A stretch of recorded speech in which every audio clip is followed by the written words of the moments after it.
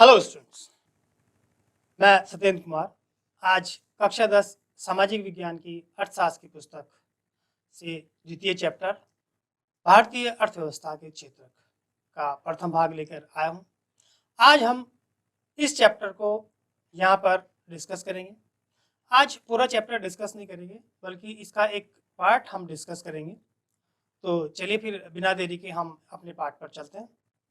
तो आज कक्षा 10 की सामाजिक विज्ञान की पुस्तक आर्थिक विकास की समझ का द्वितीय पाठ भारतीय अर्थव्यवस्था के क्षेत्र का प्रथम भाग लेकर हम उपस्थित हुए हैं। और आज हम देखेंगे कि कौन कौन से ऐसे बिंदु हैं जिन पर हम आज चर्चा करेंगे। तो आज जिन बिंदुओं पर हम चर्चा करेंगे वो है अर्थव्यवस्था के क्षेत्र, यानी अर्थव्यवस्था को कितने क्षेत्रकों में बांटा गया है। साथ ही साथ हम बात करेंगे आर्थिक गतिविधियों की, कि किस प्रकार की आर्थिक गतिविधियां होती हैं, कौन कौन सी आर्थिक गतिविधियां हैं। इसके बाद हम बात करेंगे उत्पादन की गणना, यानी जो उत्पादन किया जाता है उसकी गणना किस प्रकार होती है। और अंत में आज जिस बिंदु पर हम चर्चा करेंगे वह है क्षेत्रकों में ऐतिहासिक परिवर्तन। तो चलिए फिर एक एक करके हम इन सब बिंदुओं पर चर्चा करते हैं।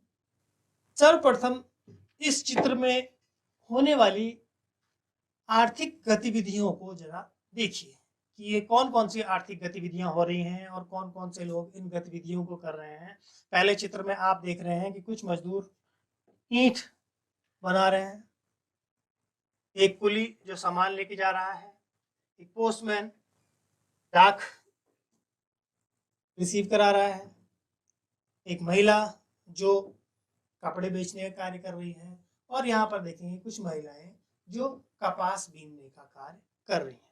तो इस तरह से आप देख रहे हैं कि ये सभी लोग किसी न किसी प्रकार की गतिविधि में लगे हुए हैं, और इस गतिविधि से इनको आजीविका प्राप्त होती है, यानी धन प्राप्त होता है, जिससे कि वे अपने जीवन की मूलभूत आवश्यकताओं को पूरा कर सकें। तो इस तरह से कि वो गतिविधियां जिनसे किसी व्यक्ति को आय प्राप्त होती है और उस आय से वह अपना जीवन यापन करता है, तो वो जो क्रियाएं हैं जिनमें धन प्राप्त हो रहा है, उन क्रियाओं को हम आर्थिक गतिविधि कहते हैं। जो ऐसी क्रियाएं हैं जिनमें धन प्राप्त ना हो, तो वो गैर आर्थिक गतिविधियां कहलाती हैं। मसलन ये मजदूर जो किसी ईंट भट्टे में ईंट बना रहे हैं, अगर ये अपने घर में कोई काम कर रहे हैं बनाने के लिए, तो उन्हें वहां पर धन प्राप्त नहीं होगा, तो वो गैर आर्थिक गतिविधि के अंतर्गत आएंगी।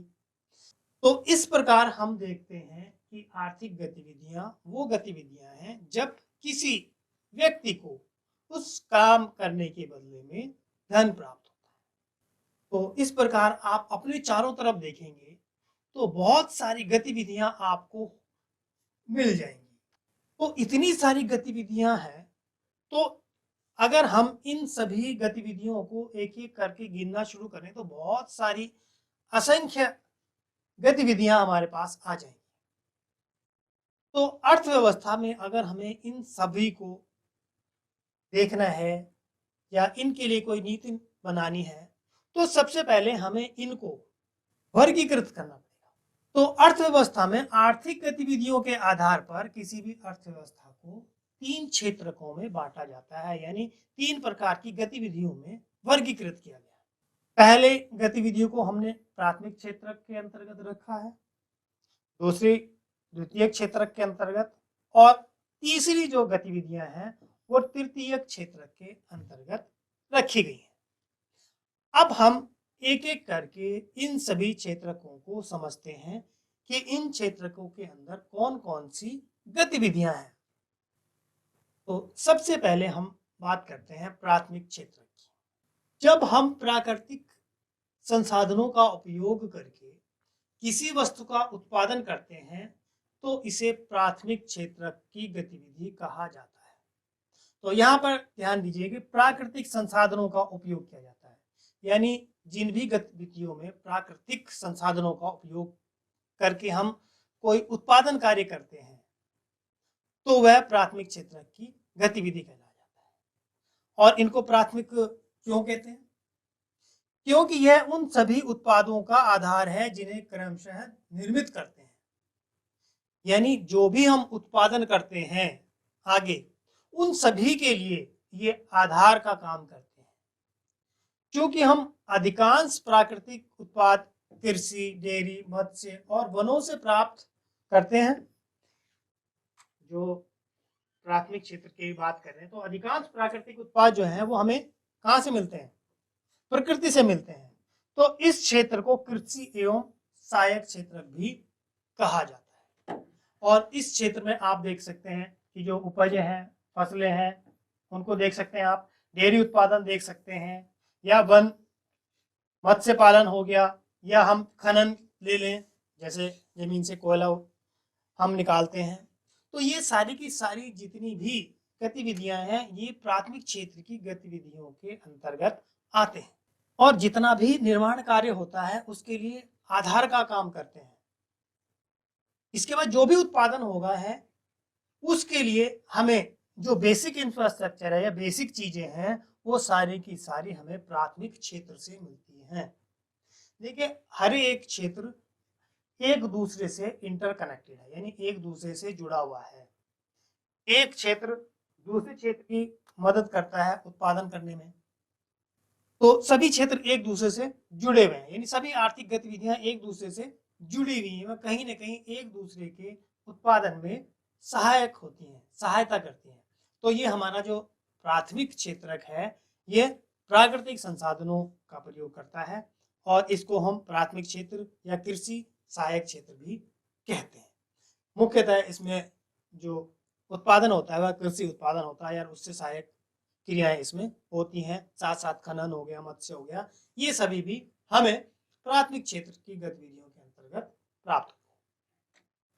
चलिए अब हम बात कर लेते हैं द्वितीय क्षेत्र की, यानी जो दूसरा गतिविधि का क्षेत्र है उसे द्वितीय क्षेत्र कहते हैं। द्वितीय क्षेत्र की गतिविधियों के अंतर्गत प्राकृतिक उत्पादों को विनिर्माण प्रणाली के जरिए अन्य रूपों में परिवर्तित किया जाता है।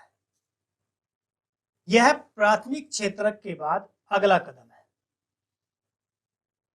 यहां वस्तुएं सीधे प्रकृति से उत्पादित नहीं होती हैं, बल्कि निर्मित की जाती हैं। तो देखिए, जो द्वितीय क्षेत्र है, द्वितीय क्षेत्र में जो वस्तुएं हैं वो प्राथमिक क्षेत्र से आती हैं, और यहाँ पर जैसे प्राथमिक क्षेत्र में वस्तुएं उगाई जाती हैं या बनाई, ये प्रकृति से हमें प्राप्त होती हैं।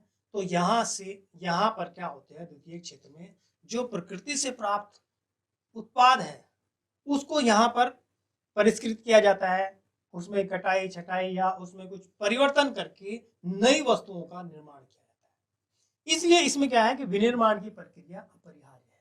जैसे यहाँ पर आप एग्जाम्पल के रूप में देख सकते हैं, ये एक कुर्सी है।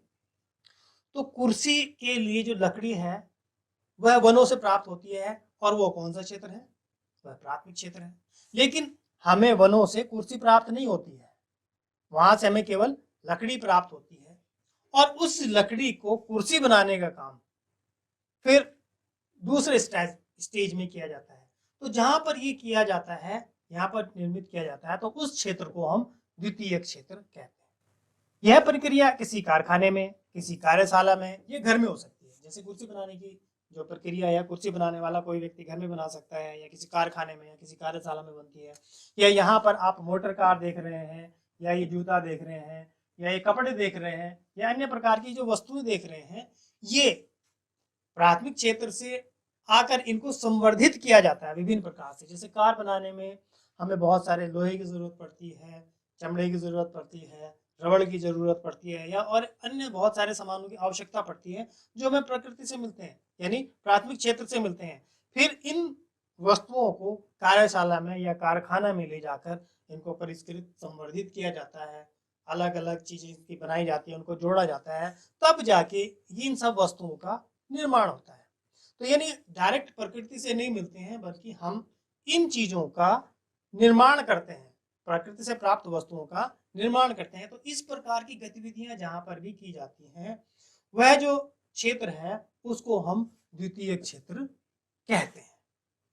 तो इस तरह से हमने देखा कि प्राथमिक क्षेत्र और द्वितीयक क्षेत्र, ये दोनों क्षेत्र आपस में एक दूसरे के लिए सहयोग का कार्य करते हैं। प्राथमिक क्षेत्र आधारभूत वस्तुएं प्रदान करता है और द्वितीयक क्षेत्र उनको संवर्धित करके मानव के प्रयोग के लिए आवश्यक वस्तुओं का निर्माण करता है।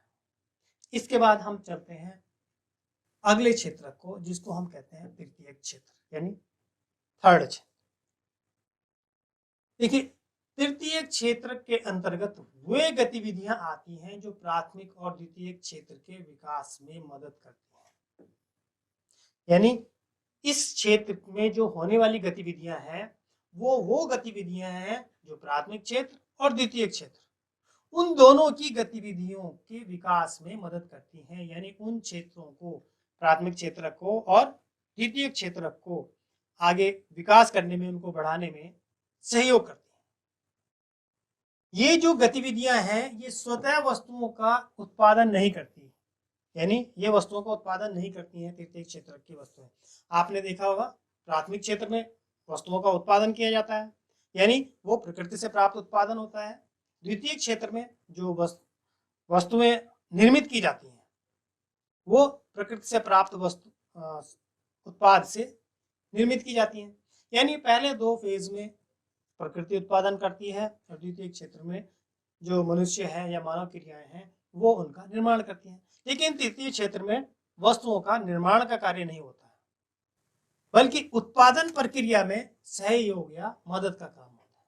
जैसे परिवहन, भंडारण, संचार, बैंक सेवाएं, व्यापार, ये तृतीय गतिविधियों के कुछ उदाहरण हैं।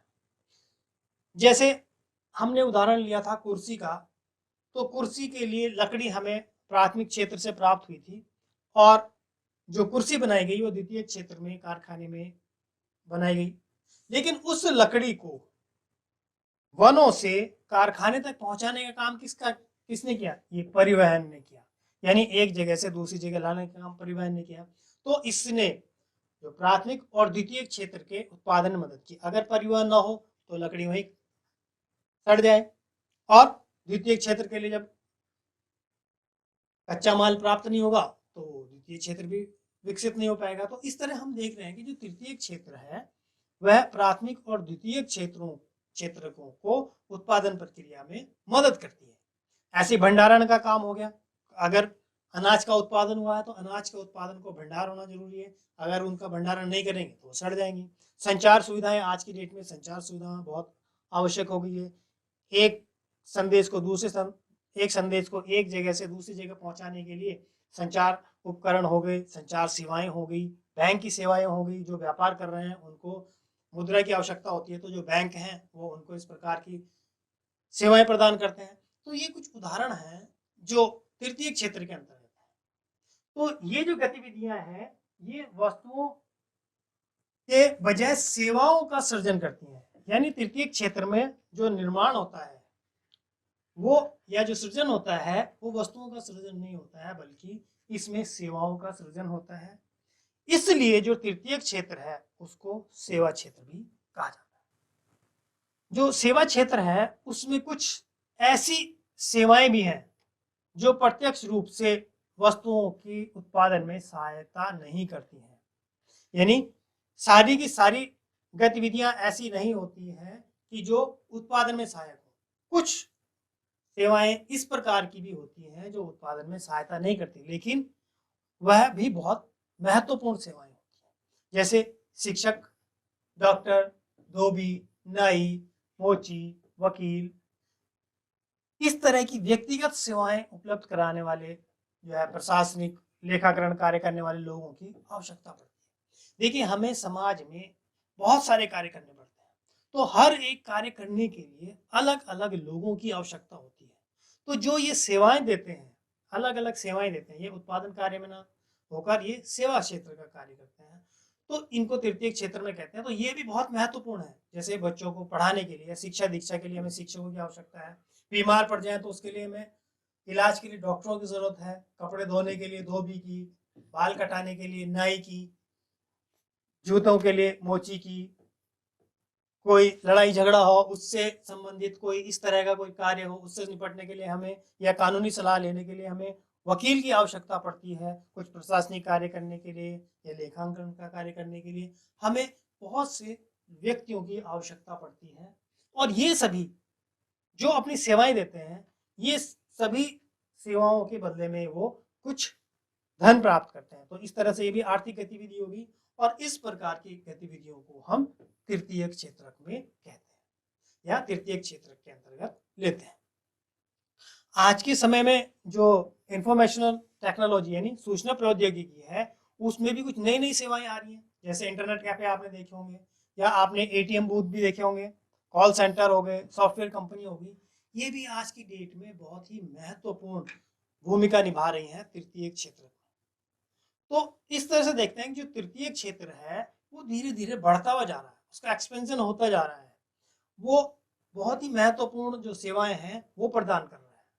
तो यहाँ पर हम देख रहे हैं कि जो प्राथमिक क्षेत्र है, द्वितीय क्षेत्र है और तृतीय क्षेत्र है, ये सब अलग अलग नहीं है, ये एक दूसरे से जुड़े हुए हैं, इंटरकनेक्ट हैं। एक क्षेत्र दूसरे क्षेत्र की मदद करता है, दूसरा क्षेत्र तीसरे क्षेत्र की मदद करता है, या दो कोई क्षेत्र एक क्षेत्र की मदद लेता है। तो प्रत्येक क्षेत्र अपने उत्पाद में वृद्धि के लिए दूसरे क्षेत्र की मदद करता है, या हम कहें कि एक दूसरे की सहायता के बिना अर्थव्यवस्था का विकास संभव नहीं है। तो प्राथमिक, द्वितीय और तृतीय क्षेत्र जो हमने अपनी गणना के हिसाब से इनको अलग अलग क्षेत्रों में बांटा है, ये सभी किसी भी अर्थव्यवस्था को विकसित करने के लिए बहुत ही आवश्यक क्षेत्र है। चलिए जरा हम देखते हैं कि ये जो अलग अलग क्षेत्रक हैं वो किस तरह से एक दूसरे पर इंटरडिपेंडेंट है।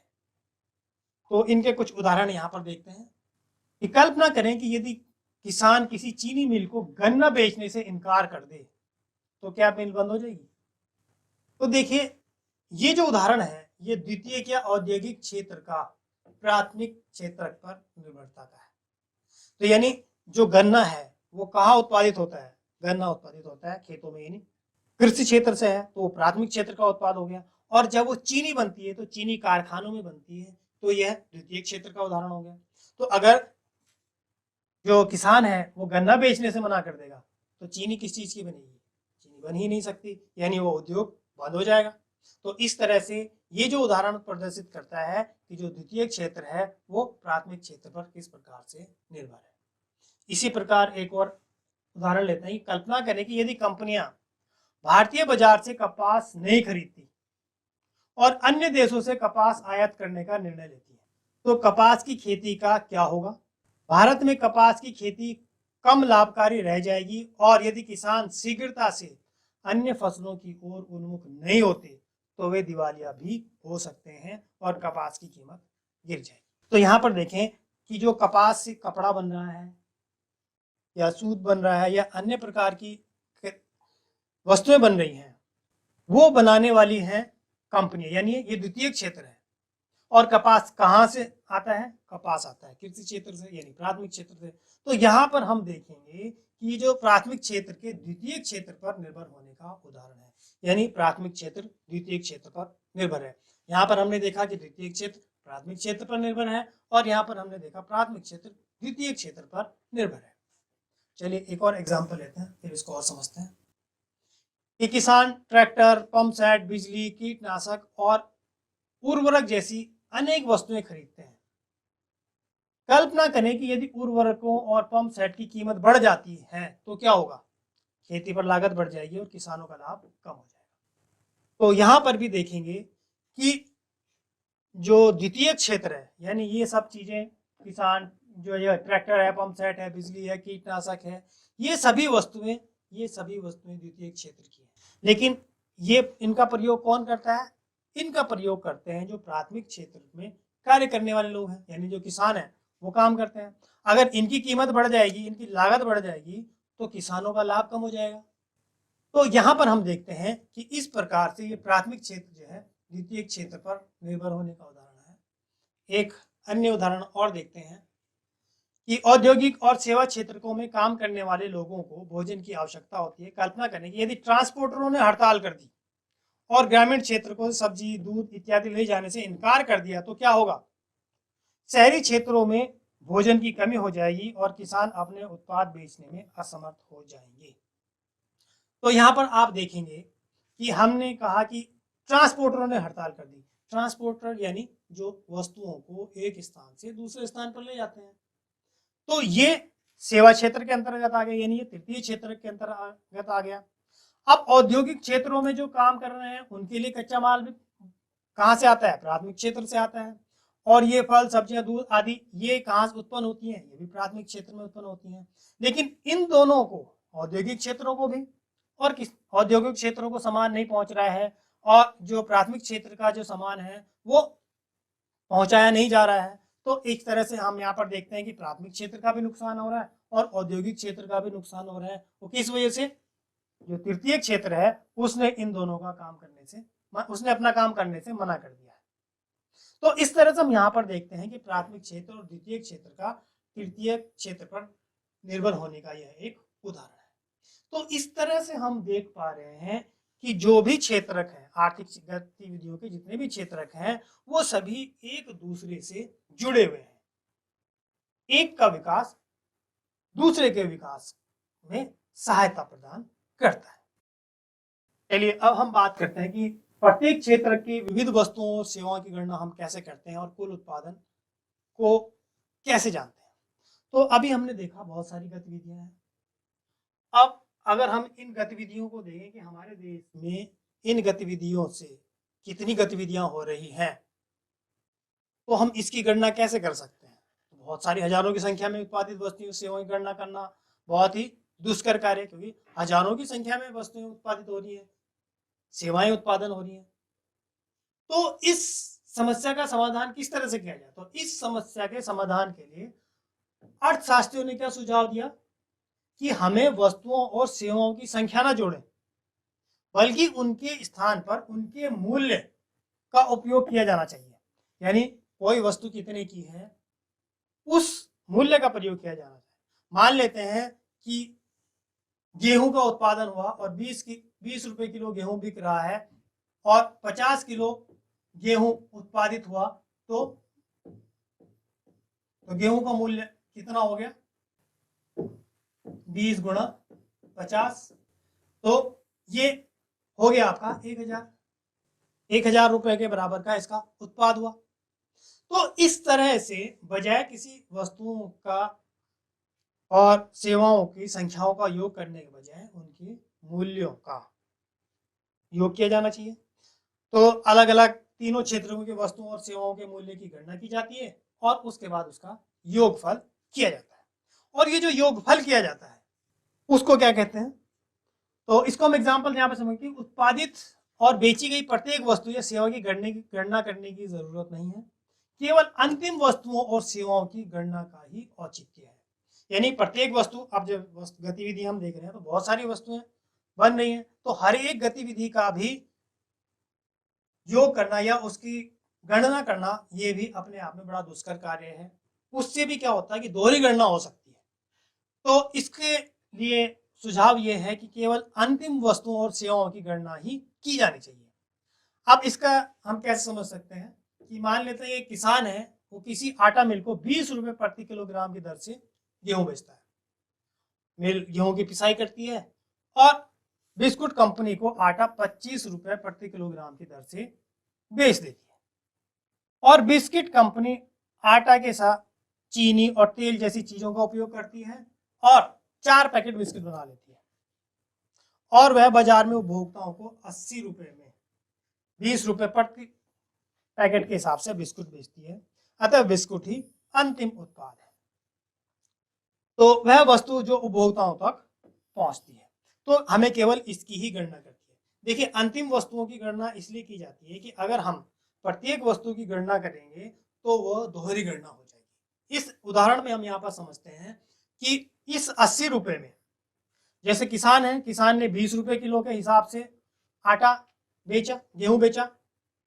किसान ने जो पिसाई मशीन थी उसने 25 रुपए किलो के हिसाब से इसको बेचा। लेकिन इस 25 रुपए प्रति किलोग्राम में ये 20 रुपए का मूल्य भी जुड़ा हुआ है, क्योंकि यहाँ पर जो आटा कंपनी है उसने 5 रुपये अपनी पिसाई ली और 20 रुपये तो किसान ने जो लिया ही था। इसके अलावा चीनी और तेल कंपनियों से इस बिस्किट बनाने वाली कंपनी ने जो पैसा लिया होगा वो इसमें जुड़ेगा।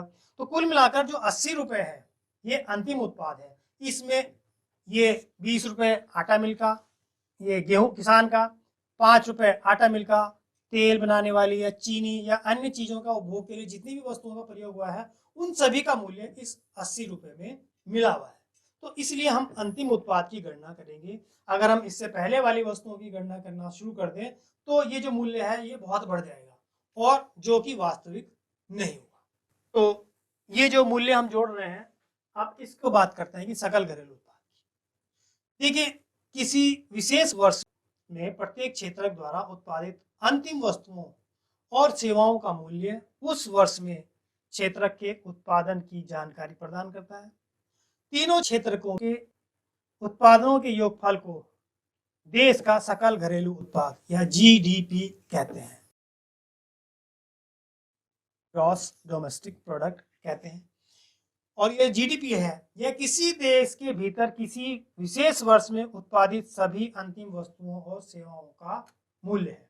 यानी किसी भी देश के अंतर्गत एक वर्ष में, कोई भी वित्तीय वर्ष होता है, जैसे हमारे यहाँ वित्तीय वर्ष 1 अप्रैल से 31 मार्च तक का होता है, तो यह हम मान के चले कि किसी भी एक वित्तीय वर्ष में किसी देश के अंतर्गत जितनी भी अंतिम वस्तुएं और सेवाओं का उत्पादन हुआ है, यदि उनके बाजार मूल्य को जोड़ दिया जाए तो उस जोड़ को हम सकल घरेलू उत्पाद या जीडीपी कहते हैं।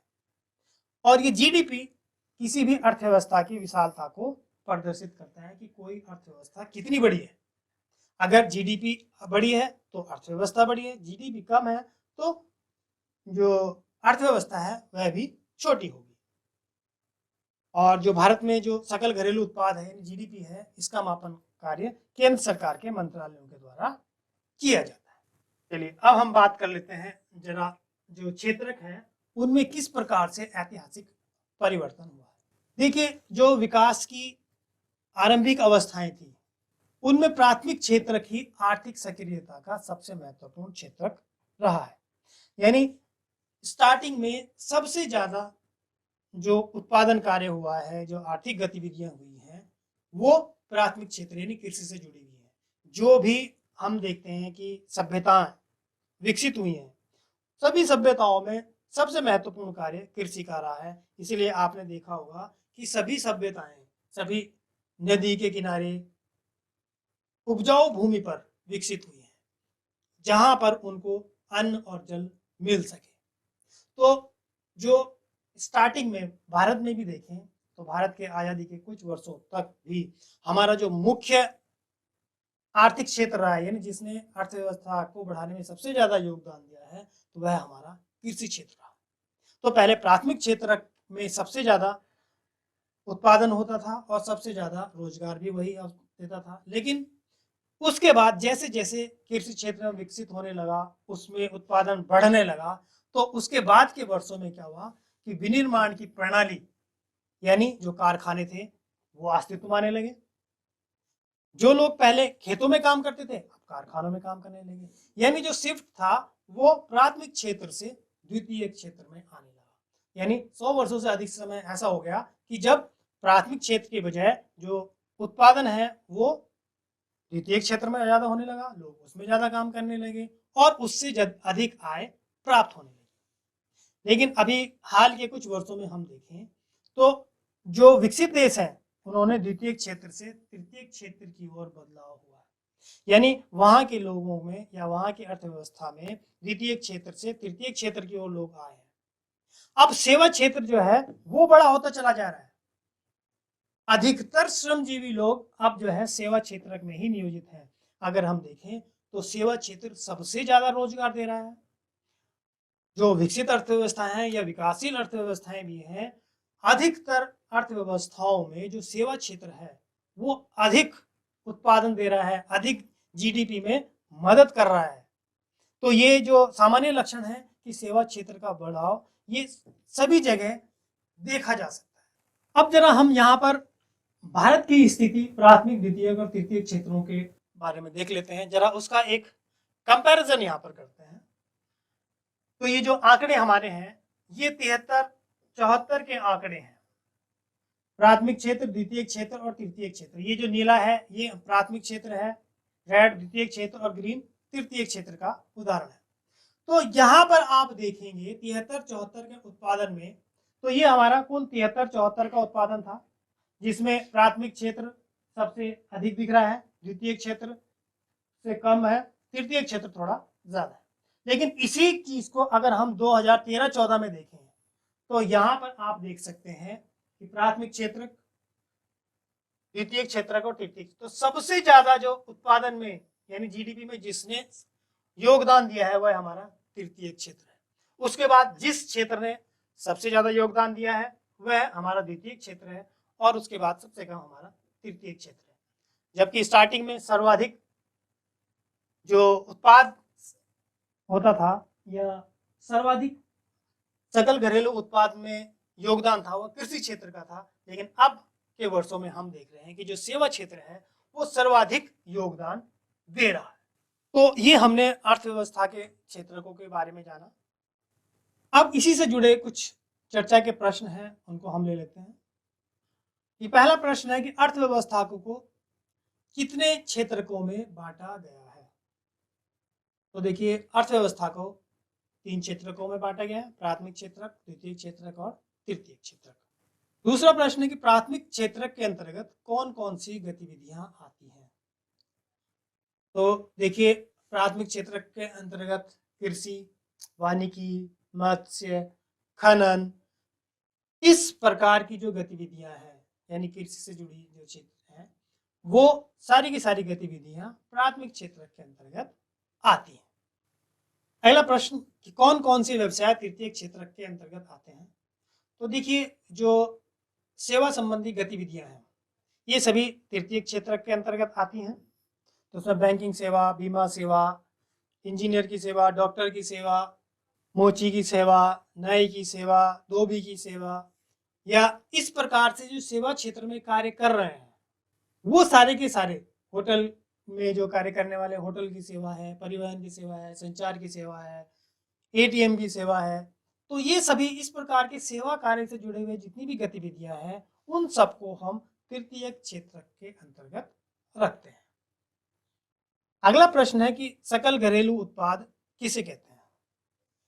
तो देखिए जो सकल घरेलू उत्पाद होता है किसी भी देश के अंतर्गत एक वर्ष के अंदर उत्पादित की जाने वाली अंतिम वस्तुओं और सेवाओं का जो मूल्य है उनके योग को हम सकल घरेलू उत्पाद कहते हैं। चलिए अब एक आपके अभ्यास के लिए गतिविधि है कि अपने आसपास होने वाली आर्थिक गतिविधियों को देखें और उन्हें क्षेत्रवार वर्गीकृत करें। यानी आपके आसपास जितनी भी आर्थिक गतिविधियां हो रही हैं वो कौन कौन सी गतिविधियां हो रही हैं उनको देखें और उनको इस प्रकार से वर्गीकृत करें या इस प्रकार से समझने का प्रयास करें कि वो जो सेवाएं हैं वो कौन से क्षेत्र की हैं, वो प्राथमिक क्षेत्र की हैं, द्वितीय क्षेत्र की हैं या तृतीय क्षेत्र की हैं। तो ये था हमारा आज का टॉपिक जिसमें हमने अर्थव्यवस्था के क्षेत्रकों के बारे में जानकारी प्राप्त की। इसके अगले भाग में हम इससे आगे की जानकारी लेकर आएंगे। उम्मीद है आपको आज का ये चैप्टर समझ में आया होगा। तो फिर मिलते हैं हम अगले भाग में, तब तक